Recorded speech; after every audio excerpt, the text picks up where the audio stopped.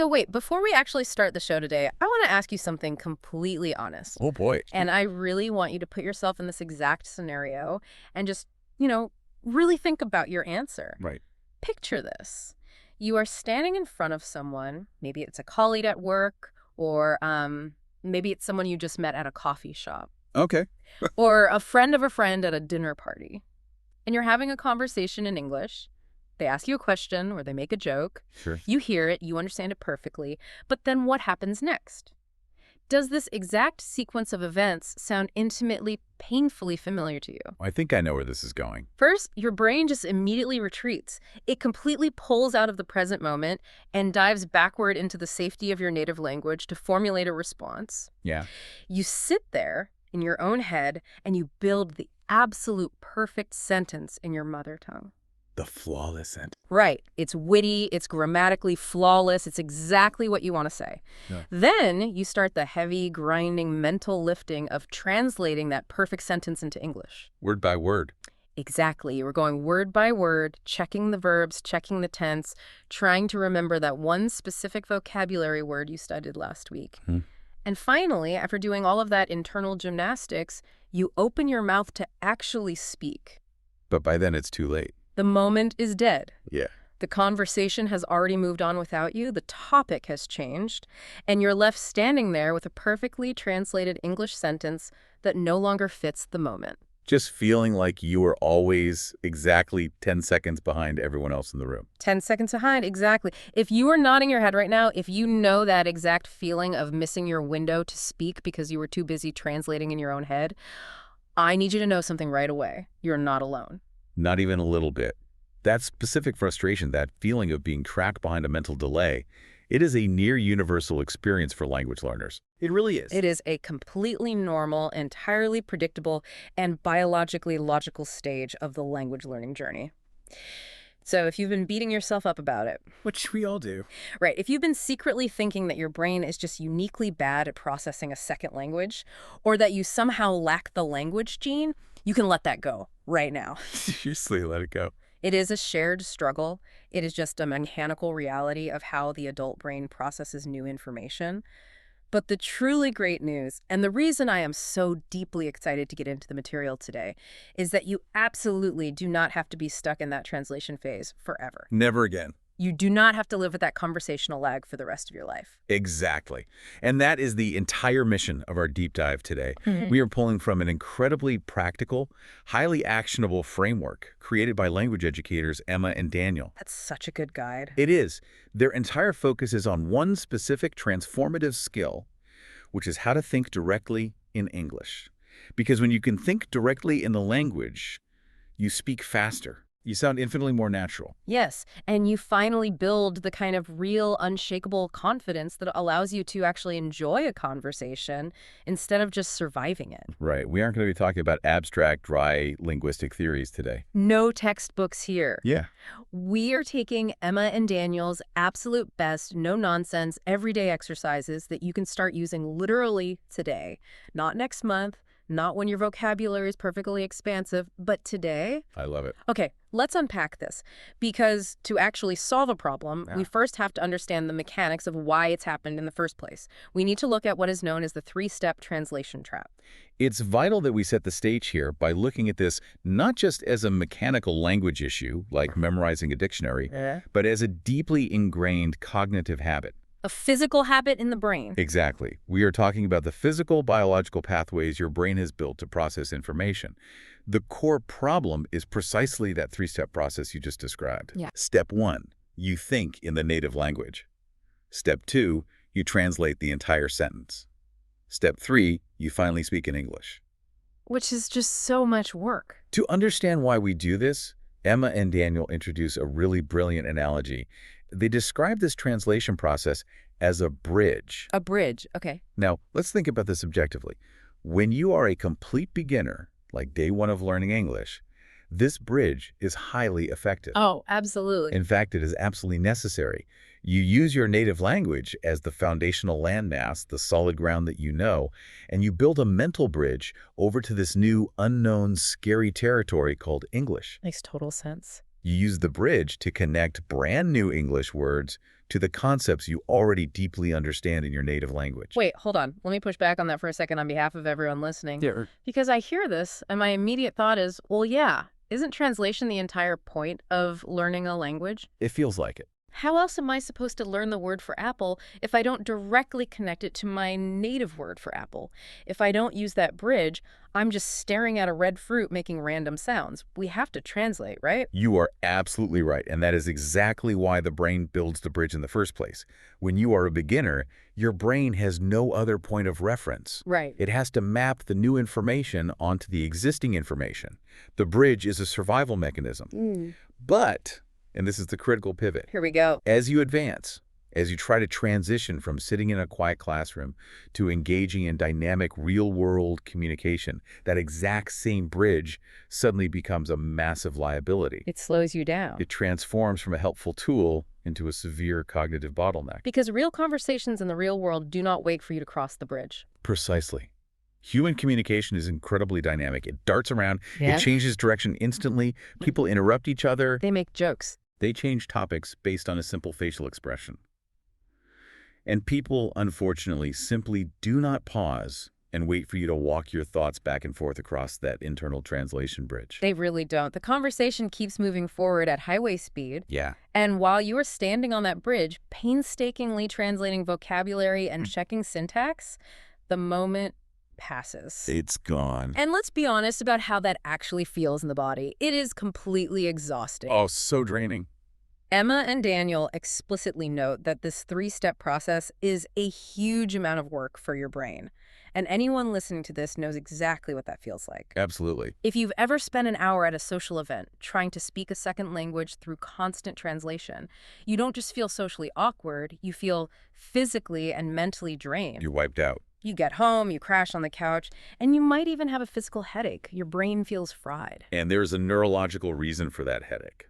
We need to talk about cognitive load and working memory. Okay, let's get into the science of it. Your working memory is the part of your brain that holds information for immediate processing.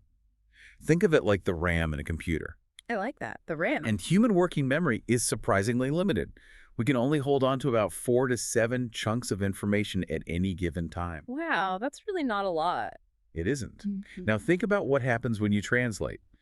You are holding the native sentence in your head. That's one chunk. Okay. You are searching your memory for the English vocabulary. That's another chunk. You are trying to remember the English grammar rules, like verb conjugations and prepositions. So that's 2 more chunks right there. Exactly. Plus, you are also trying to listen to what the other person is saying, read their body language, and manage your own social anxiety. You're maxed out. You are instantly maxing out your working memory. Your cognitive load is pushed beyond its absolute limit. And that mental fatigue leads directly to the hesitations, the ums, the ahs. All of those awkward, prolonged pauses that absolutely destroy a learner's confidence. Right, because you start to think, I'm just not smart enough for this, when in reality, your brain is just exhausted from carrying heavy cargo back and forth across a bridge that fluent speakers aren't even using. That's the key. They aren't using the bridge. I love that you brought up the RAM analogy because it perfectly explains the feeling of a computer freezing when you open too many tabs. Your brain is just buffering. Exactly. It's buffering. So Yeah. that brings us to the fundamental difference, the core mechanic of fluency that Emma and Daniel are trying to teach us. Fluent speakers skip the translation step entirely. Completely. They don't have a faster bridge. They have entirely demolished the bridge. They connect the abstract idea or the physical object or the emotion directly to the English words. There is no middleman. Right. And the goal of our deep dive today is to explore exactly how you, the listener, can tear down your own translation bridge and forge those direct, high-speed connections in your own brain. What's fascinating here is that building these direct connections isn't about studying harder. Thank goodness. It isn't about staring at a textbook for 5 hours a day. It is about fundamentally changing the way you interact with your own internal monologue. Which sounds amazing, but I know what you're thinking right now as you listen to this. It sounds incredibly intimidating. It does. I think when a lot of learners hear the phrase thinking in English, they have this incredibly blown up, cinematic, almost romantic idea of what that actually means. They really do. They imagine themselves sitting by a window on a rainy day, sipping Earl Grey tea, and effortlessly narrating complex philosophical ideas in their head using perfect, flawless grammar and massive SAT-level vocabulary words. It's like they're writing a novel in their mind. Exactly. They think thinking in English means drafting a Shakespearean sonnet in their head.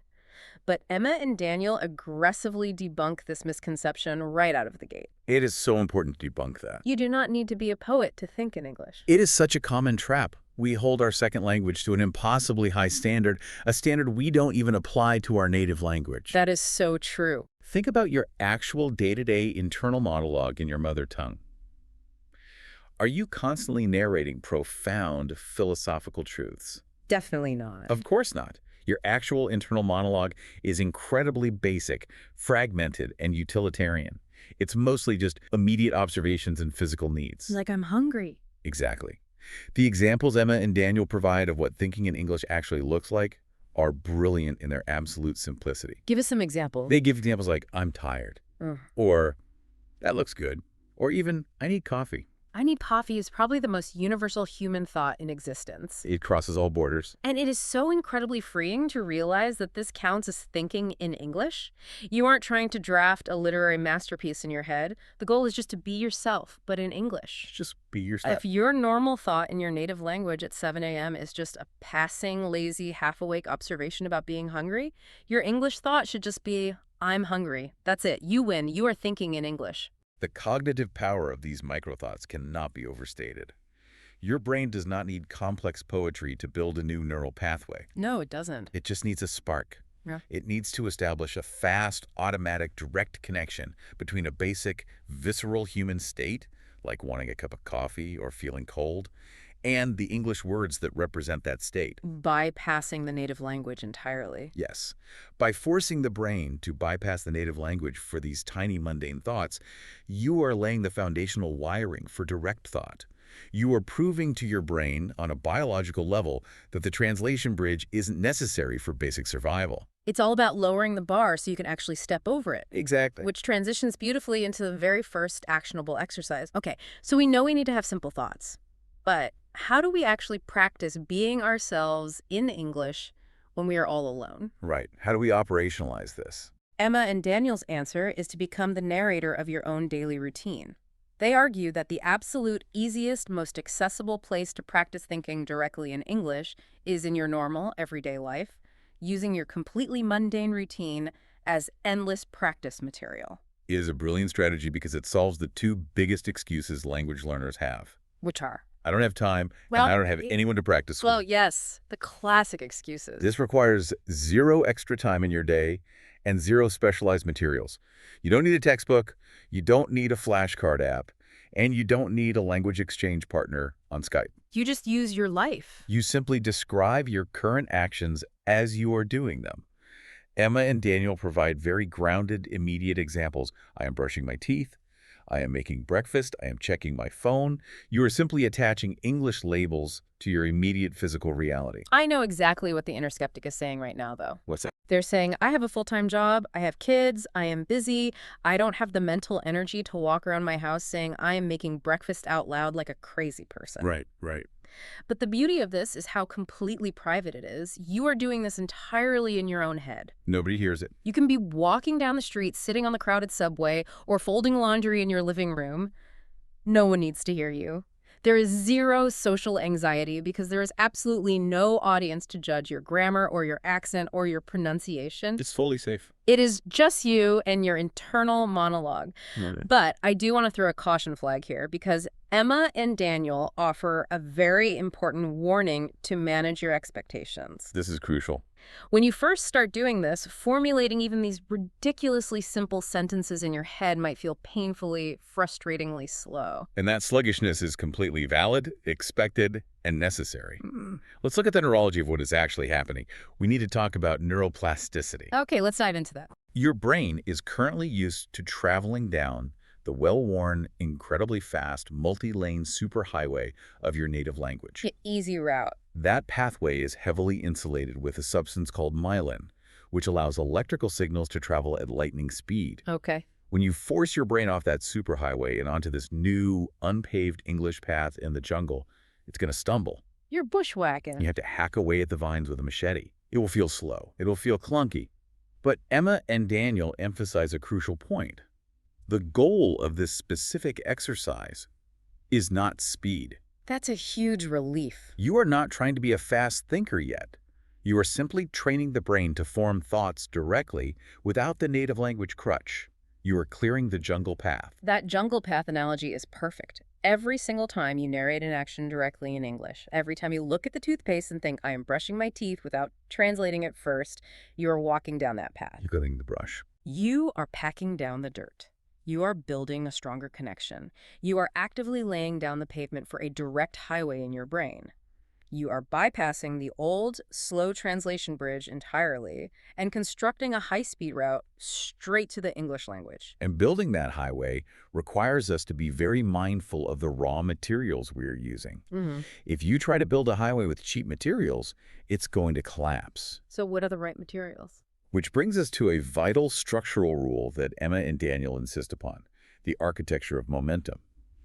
A major, massive trap learners fall into when trying to think in English is immediately trying to construct long, multi-clause, highly complicated sentences. Wait, hold on. Let's stop right there. Okay. Because everything we are taught in traditional schooling, from middle school all the way through university, tells us that longer, more complex sentences mean we are better at the language. It's what the tests grade you on. Exactly. We are taught that using words like furthermore and nevertheless and stringing together 3 different clauses makes us sound intelligent. But Emma and Daniel are telling us the exact opposite for this internal practice.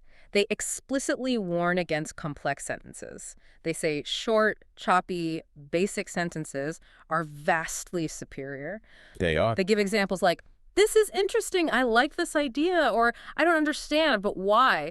If I go into the office and start speaking in 3-word choppy sentences, I am tired. I want coffee. Coffee is hot. You sound like a caveman. Right. Aren't people going to treat me like a toddler? How does doing that in my head translate to sounding fluent out loud? That is the exact friction point most learners hit, and it comes right back to the psychology of mental pressure and cognitive load that we discussed earlier. The RAM. Yes. You have to separate internal brain training from external performance. Oh, like a great distinction. When you attempt to build a long, complex sentence in a second language in your head, you are forcing your working memory to juggle an immense amount of data simultaneously. It's the flaming chainsaws analogy. Flaming chainsaws, I love it. Trying to juggle 2 tennis balls, I want coffee is easy. Anyone can do it. Trying to juggle 5 flaming chainsaws. Despite the fact that I slept adequately, I find myself experiencing a profound sense of lethargy and therefore require a caffeinated beverage, is going to end in disaster. Somebody is going to lose an arm. It is a massive cognitive overload.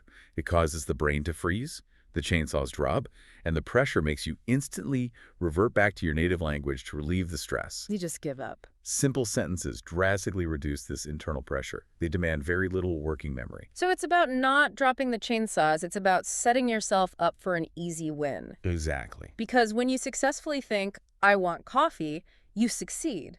And that success builds momentum. And that momentum builds confidence. Here's where it gets really interesting, because Emma and Daniel point out a profound realization that completely changes how you view language. Real fluency doesn't come from delivering one perfect, massive, complicated, paragraph-long sentence. Then what is it? Fluency is actually just the ability to string together many small, simple sentences without stopping. Just keeping the flow going. Let's actually look at the specific sequence they use to illustrate this point, because I think it's brilliant. Let's do it. They list 3 consecutive thoughts. I am tired. I want coffee. This coffee is good. Now, individually, those are absolute beginner day one sentences. You learn those in your first week of an English class. Very basic. But when you look at them sequentially, when you string them together, you realize that they create a perfectly fluent, natural, and highly logical train of thought. If you were sitting in a cafe with a friend and you leaned over and said that exact sequence out loud, I am tired, I want coffee, this coffee is good, it would sound completely natural and effortlessly conversational. It really would. Yeah. Nobody would look at you and think you sound like a toddler. They would just think you were making a casual observation. By embracing the short sentence in your internal monologue, you remove the friction that causes hesitation. You are keeping the brain moving forward on the direct highway instead of forcing it to stop and build a complicated interchange. Okay, so we have narrating our actions with short sentences. That covers what we are doing. But Emma and Daniel push the brain training even further. How do you practice dynamic thinking, the kind of thinking that prepares you for the unpredictability of another human being when you are all by yourself? It's a great question. Their answer is you play both sides of the conversation. They suggest that asking yourself questions in your head is a uniquely powerful way to force your brain into active rather than passive practice. It is a phenomenal way to simulate the volatility of a real conversation. Let's think about the difference here. Okay. When you narrate your actions, I am making breakfast. Yeah. You are simply stating facts. You are passively labeling the world. Right, the world is already there. You're just pointing at it. But when you ask a question, you require a response. You create an open loop that the brain desperately wants to close. Oh, the brain hates an open loop. It does. Emma and Daniel suggest simple prompts like, what am I doing today? Or what do I want to eat? Or what should I study tonight? Very simple questions. By asking the question in English and then forcing yourself to answer the question in simple English, you are essentially turning your own brain into a conversation partner.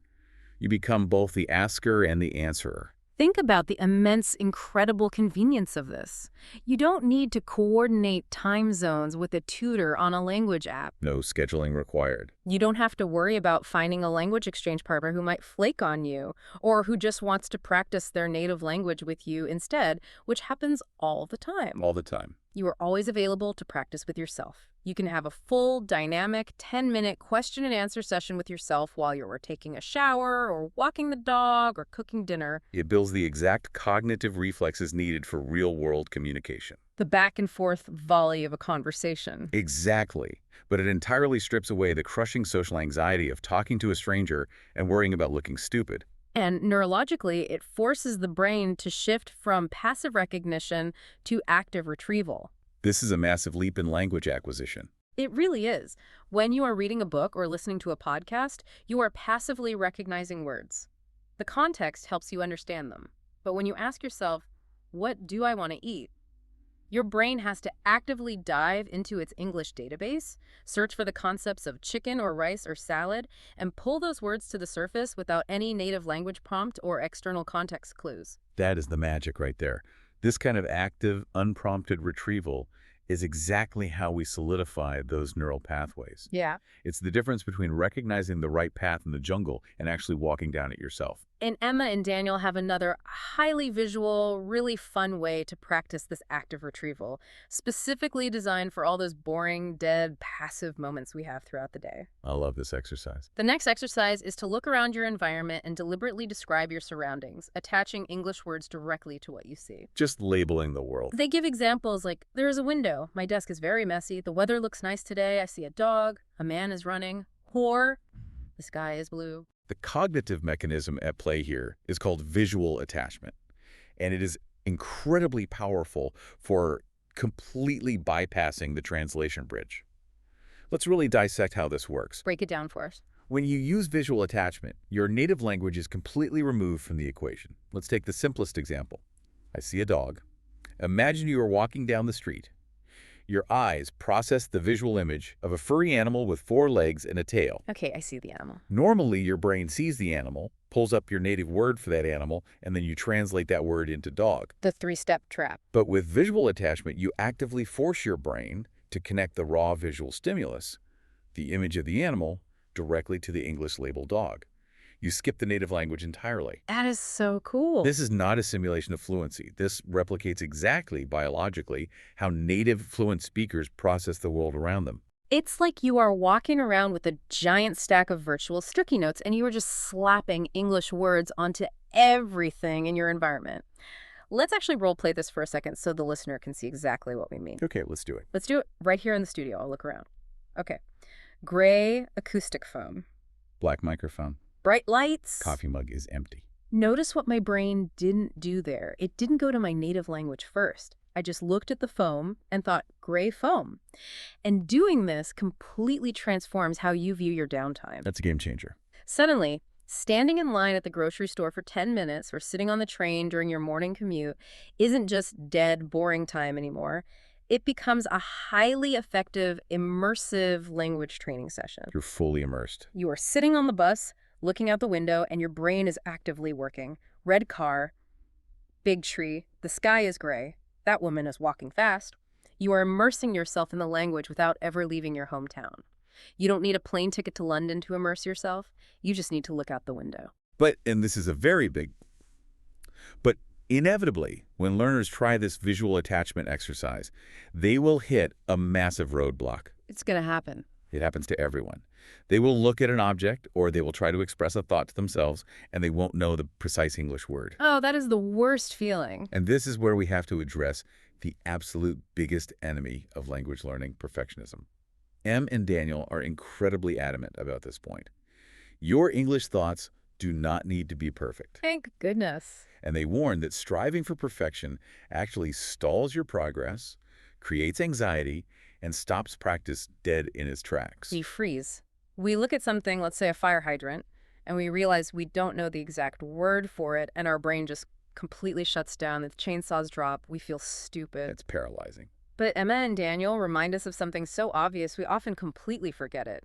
Even native speakers make mistakes all the time. All the time.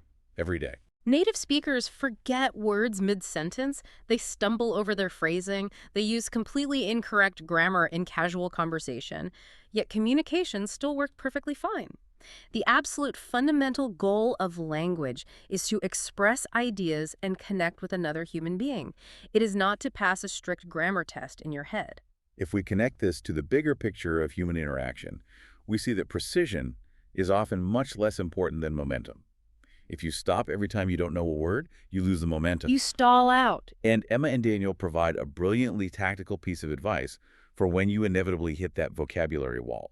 They call it the describe around it technique, which in linguistics is known as circumlocution. Circumlocution. It sounds like a scary academic word, but the concept is so fun. It really is. The example they use is perfect. Imagine you were looking at a shelf, and your brain completely forgets the English word shelf. You draw a total blank. Okay, what do? Most learners stop, panic, pull out their phone, open a dictionary app, and find the word. Or they revert instantly to their native language. Which means they exit the English highway. Exactly. Yeah. But Emma and Daniel say, do not stop. Do not grab the dictionary. Do not use your native language. Instead, just describe the function of the object using words you do know. You say to yourself, the thing that holds books. The thing that holds books. I love this because it turns language into a game. Let's play it right now. Okay, I'm ready. I'm going to describe something in the room without using its name, and you have to guess what it is. Ready? Yep. The metal box that makes bread hot and crispy. A toaster. Exactly. The clear thing on my face that helps me see. Glasses. Yes. It's so simple, yet profoundly liberating. Because the moment you accept that clumsy or simple English is perfectly acceptable, you completely remove the fear of failure. You're allowed to be messy. You don't know the word for pedestrian. Fine, they're the person walking. Don't know the word for exhausted. You are very, very tired. Don't know surgeon. The doctor who cuts people. It works. Yeah. It communicates the idea. The focus must violently shift away from having a dictionary-perfect vocabulary and remain fiercely fixed on simply expressing the core idea with whatever tools you currently have available in your mental toolbox. That psychological shift from needing perfection to accepting functional clumsiness is the key to unlocking true fluency. When you allow yourself to be clumsy, you keep the English momentum going. You stay on the direct highway. You don't hit the brakes. If you stop to search for the perfect word in a dictionary, or if you translate it from your native language, you are literally exiting the high-speed highway, walking all the way back to the start and getting back onto the slow translation bridge. Which is exactly what we want to avoid. Emma and Daniel reassure learners that the perfect vocabulary words will naturally arrive later, organically, with continued practice, reading, and exposure.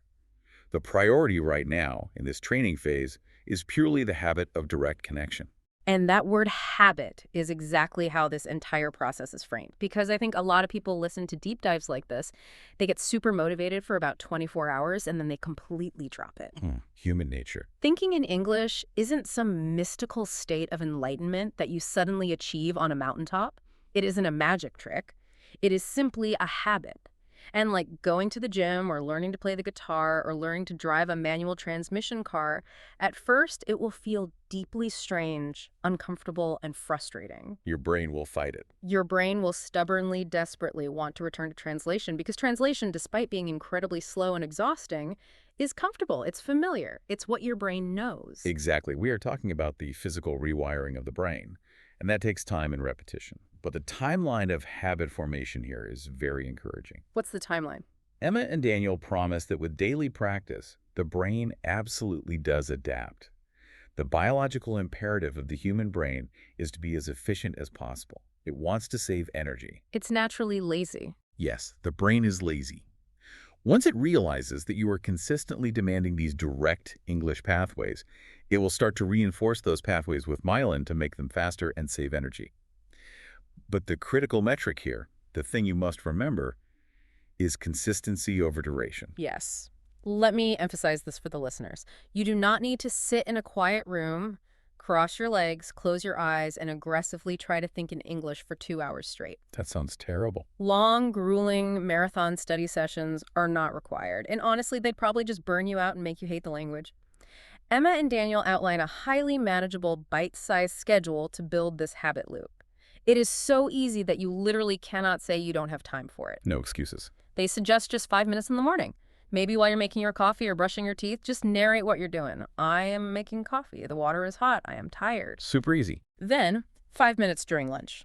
Look around the break room or the park and use visual attachment. Blue sky, green tree, messy desk. And finally, 5 minutes before sleep. Ask yourself a few questions about your day. What did I do today? What am I doing tomorrow? 15 total minutes spread out across the day. It is the frequency of the trigger, not the duration of the session, that builds the habit. By repeatedly demanding direct English thought at different points in your day, in different contexts, and in different environments, you signal to your brain that this is a critical survival skill. You're training it. You're constantly reminding the brain, hey, we need this pathway. Keep it clear. And the ultimate payoff of this consistent daily rewiring is incredible. It really is. Emma and Daniel describe this turning point where the old neural pathway for translation weakens from disuse. The brain actually prunes away connections it no longer needs. The bridge starts to crumble, and the new direct English highway becomes the brain's default route. I absolutely love how they describe this aha moment. They say that one day, and it will happen unexpectedly, you won't even have to force it. English thoughts will just appear automatically in your mind. Like magic, but it's biology. Without effort. Without the heavy lifting of translation. You'll drop a spoon on the floor in the kitchen, and your brain will instantly flash to the English word oops, or dropped it instead of your native language. Yes. Or you'll see a cute dog on the street and think, cute dog, entirely in English. That is the moment you know the highway is fully paved, the lines are painted, and it is fully operational. That is the moment the language ceases to be an academic subject you are studying in a textbook and becomes a lived reality you are experiencing. The mechanics of the language fade into the background, the cognitive load drops to near zero, and you're finally just communicating. You are just being yourself. So what does this all mean? Let's bring this all together. If we take all of Emma and Daniel's incredible advice, all the neurology, all the exercises, and distill it down to its absolute essence, the core message is a call to immediate action. Do not wait for your English to be perfect before you start trying to think in it. Don't wait. Start right now, today, with the messy, limited vocabulary you already possess. Embrace small, simple, choppy sentences. Accept that you will sound a bit clumsy and basic in your own head at first, and that is perfectly fine. It's part of the process. Play the circumlocution game when you forget a word. Commit to just 5 minutes of daily practice narrating your routine, asking yourself questions, describing your environment. True fluency isn't about memorizing a massive dictionary so you can build complex, flaming chainsaw sentences. It is about relentlessly using the English you already have in your mind every single day, bypassing the translation bridge until the direct highway is the only road left. This raises an important question, though, doesn't it?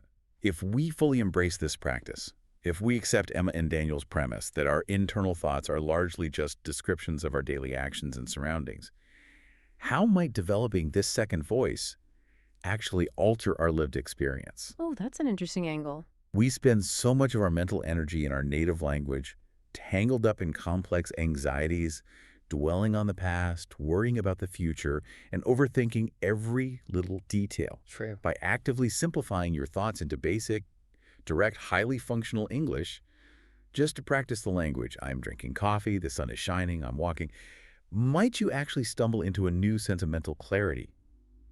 Could practicing a second language through simple, present-moment observation actually become a form of daily mindfulness, stripping away the noise and leaving you grounded only in what you're doing and seeing right now? Now, that is a truly fascinating reason to start practicing today. Not just to speak better English, not just to build a direct neural highway, but to maybe quiet the mind a little bit and find some peace in the present moment. We want to thank you so much for joining us on this deep dive into Emma and Daniel's fantastic framework. We genuinely hope you walk away with real, actionable steps to tear down that translation bridge once and for all. Remember, keep practicing, keep your sentences small, keep playing the circumlocution game, keep thinking directly, and keep moving forward every single day. We'll catch you on the next one.